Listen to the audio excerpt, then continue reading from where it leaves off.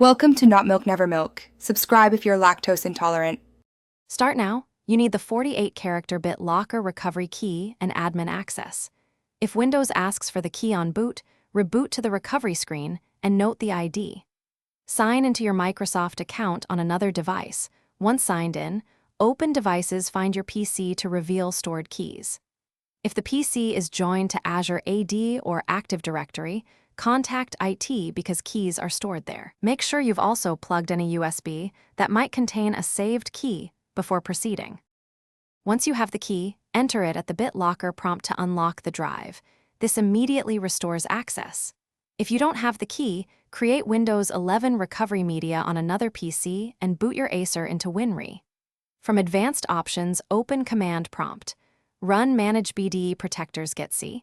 To list protectors or Manage BDE Unlock C. Recovery Password your key. These commands show why Bitlocker demanded recovery and let you decrypt or suspend protection so Windows can boot normally. After unlocking, suspend Bitlocker to make firmware updates safe.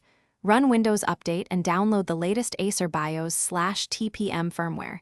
This prevents future false recoveries. Once updated, resume Bitlocker and confirm normal boot.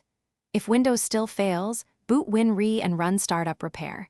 If needed, restore from a system image or clean install only after saving user data. Troubleshooting tip: if recovery repeats, export the recovery key and save it to your Microsoft account and an external.